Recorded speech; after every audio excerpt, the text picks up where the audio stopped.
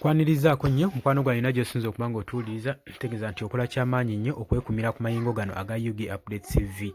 Mukwano gyange mwenna abali eyo nga tonna kuba ng'osubscribinga ku eno channel, kubiriza jangu osubscribinge, jangu osharinge, commentinga, likinga gwe mukwano gwange. Nagamba nti nno tuyisaako ebirowoozo ebizimba eggwanga, kati gwe ne comment yo ku nsonga gye tuba twogeddeko tekigana kujja mu comment section n'ojja n'okomentinga gwe mukwano gwange ali eyampuliriza.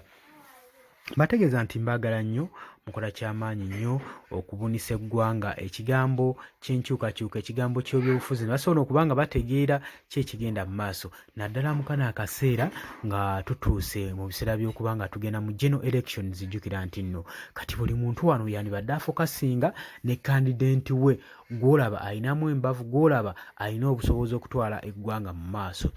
Temulonda bantu olw'okuba nti nno be balina protection, olw'okuba be balina ssente. Mulonde omuntu gwe mulaba ali capable enough okulaba nga atwala eggwanga lino mu maaso. Gwe mbabuulira mikwano gye asobola okuba nga atwala eggwanga mu maaso, mukwano gwange. Era kyenkusaba oleme kutunda kaluluko na sukaali na 2,000, 5,000 na mutwalo n'oba nga ate ogenda kulekera eggwanga baana n'abazzukulu ekizibu ekigenda obbabonyaabonya ebbanga. Jjukira nti nno katuli mu kaseera ka kazigizigi oluvannyuma lw'ebyobufuzi okulaba nga buli kimu kivuddeyo. Nze kankubulyeko ekintu kino, tubadde tetumanyi bigenda mu maaso mu gavumenti ya Uganda ssaako ne mu paaliyamenti paka opposition we yakyuka. Opposition eno ebaddeko etulaze ebintu bingi nnyo, etutangazza ebintu bingi, kkiriza oba tugaane, bye tubadde tetumanyi nze naawe. Kkiriza gwe owa NRM naawe owa FDC n'owa NUP, bintu bingi bye tubadde tetumanyi ebitangaziddwamu, era nkiwa ekyo naawe osobola okuba ng'onjulira. Kale eyo si y'ensonga gye nazze okukwatako, naye mbadde nsaanidde nkigambeko obeere nga mwetegefu, obeere bulindaala weetegekera okulonda ku general elections. Oteeke wali eri ogambe naye bannange ng'ovuddeko bino bye tulonda okukyamuukirira, naye katulonde ensonga ddala ani asaanidde okuba nga atutwala mu maaso, ani gwe mbandekera abaana bange n'abazzukulu. Ezo ensonga z'osaanidde okuba nga olowoozaako mukwano gwange, watali wadde kukakkibwa, okikole nga weetegeerera. Si nsonga oba mukulembeze ogw'olonze leero tayiseemu, olulala ajja kuyitamu.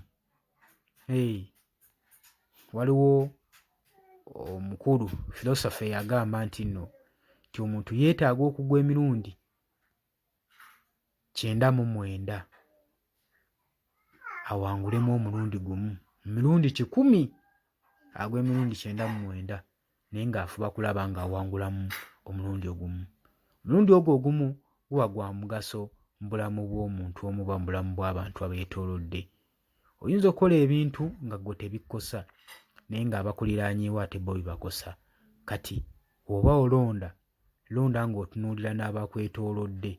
Ky'ogenda okulonda oyinza okuba oli ku personal desire yo, your personal benefits, naye nga abantu abakwetoolodde ate bo kigenda kuba nga kiba affectinga negatively.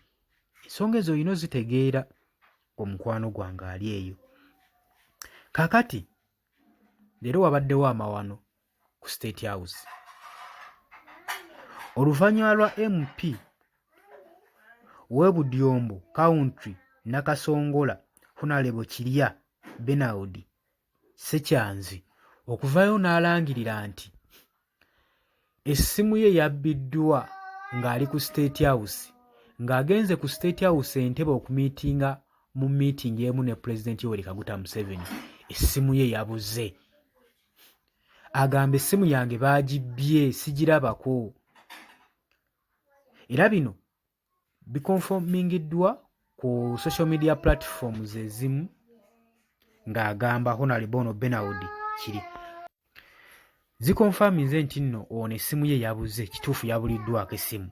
Naye bye byogera Special Presidency Assistant Frank Kirunda avuddeyo neyeesamba ajja bino n'agamba bino byabagamba nti nno Hon Kirya byagamba nti nno essimu ye yabbiddwa ku State House Entebbe nti si bituufu, olw'ensonga nti okuva mu 1986 Yoweri Kaguta Museveni we yajjira mu buyinza, we yayingira State House eno, enkola principles ne protocols zaali zaakyuka era nga tutambulira ku principle monokono y'emu. ng'agamba nti nno wano ku State House newankubadde tukyaza abantu 10,000 abantu we bakyala instruments ezisinga amasimu buli kimu bakirekera asikaali. Teri instrument ekkirizibwa kuyingira mu State House, byonna byonna babikwasa asikaali.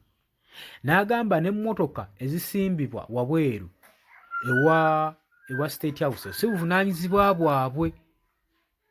Oba nga tayingiza mmotoka kuyingira munda mu State House si buvunaanyizibwa bwabwe. N'agamba byagamba nti n'essimu ye baagibbye, alimba tibannagibbirako wano ku State House.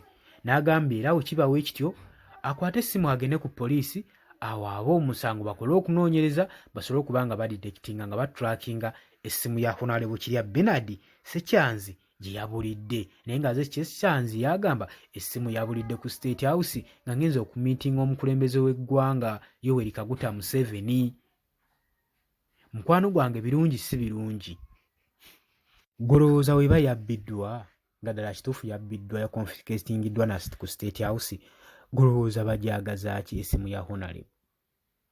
Jangu mu comment section commenting otangaaze eggwanga, jangu liking sharinga. Mukwano gwange kubiriza subscribinga tusobole okulaba nga tukusa channel eno. Nawe comment yo gy'oba otaddeko esobole okuba nga erabibwa enkumi n'enkumi z'abantu. Mbagala nnyo, temuvaako, naye jangu mu comment section subscribinga likinga.